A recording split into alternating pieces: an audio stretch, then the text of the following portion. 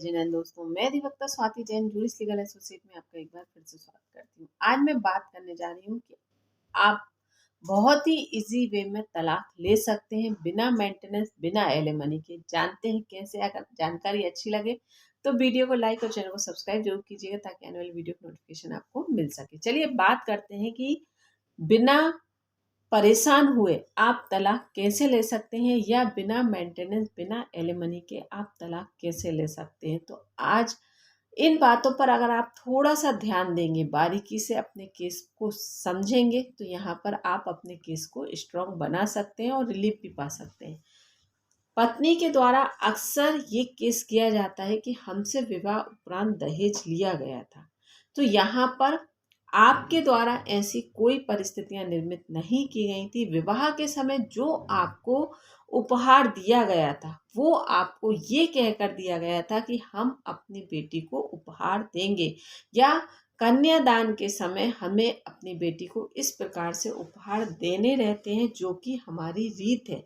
लेकिन जैसे ही वाद विवाद बढ़ा तो पत्नी और उसके घर वालों के द्वारा उस रीत को बदलकर दहेज का नाम दे दिया जाता है, और ये कह दिया जाता है कि हमने हमारे सामने वाले पक्षकार के द्वारा हमसे दहेज की मांग की गई थी और हमने विवाह उपरांत ये उपहार दिए थे।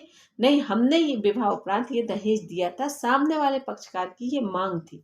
तो पहली बात तो आप ये समझ लीजिए कि हमारे संविधान में दहेज लेना और दहेज देना दोनों ही अपराध है।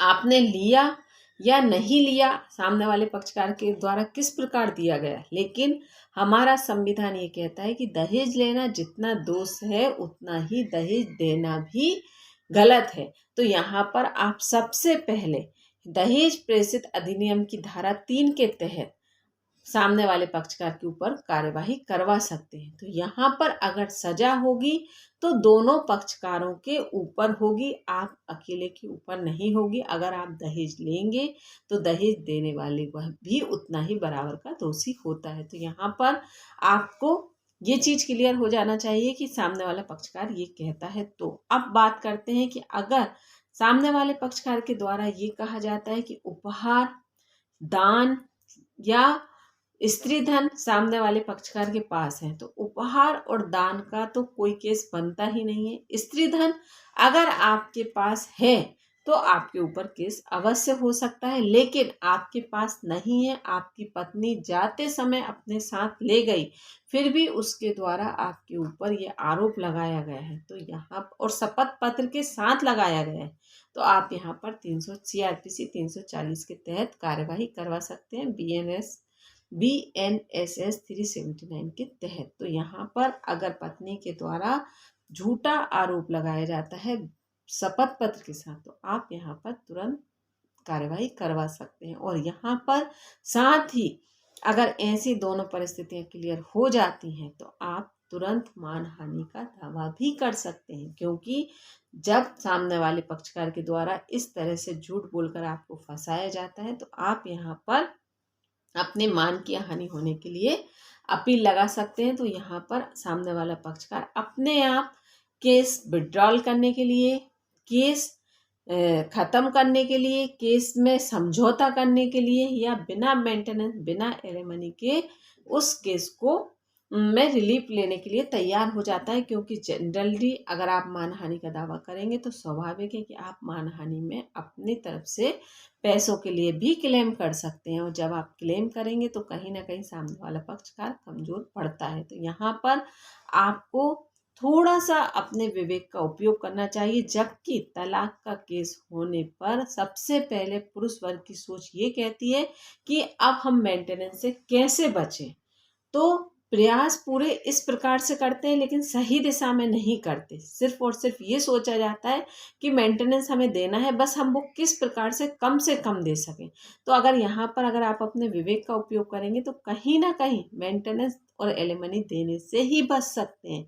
तो यहाँ पर सामने वाला पक्षकार अगर आपके साथ झूठे आरोप लगाता है, आप पर दहेज का केस करने की बात करता है, तो यहाँ पर आपको इस प्रकार से कदम उठाना चाहिए। साथ ही अगर क्रूरता को लेकर जिस प्रकार आपकी पत्नी के ऊपर राइट्स हैं, वही आप अपनी माताजी या बहन के द्वारा क्रूरता की अपील लगवा देते हैं डोमेस्टिक वायलेंस के तहत, तो आपकी पत्नी खुद अपने आप न्यूट्रल होगी, कहीं ना कहीं केस विड्रॉल करने की स्थिति बनती है। साथ ही सीनियर सिटीजन एक्ट के तहत भी आप अपनी पत्नी के ऊपर कार्यवाही करवा सकते हैं, और यहाँ पर कार्यवाही करने में आपको पूरी तरीके से रिलीफ भी मिल सकता है, मतलब बिना मेंटेनेंस, बिना एलिमनी के भी रिलीफ मिल सकता है। और अगर पत्नी आप पर टोटली डिपेंड है, वह किसी भी प्रकार से कैपेबल नहीं है, कोई उसके पास फाइनेंशियली सपोर्ट नहीं है, तो हाँ, यहाँ पर न्यायालय अपने विवेकपूर्ण ढंग से उसको एक जायज मेंटेनेंस की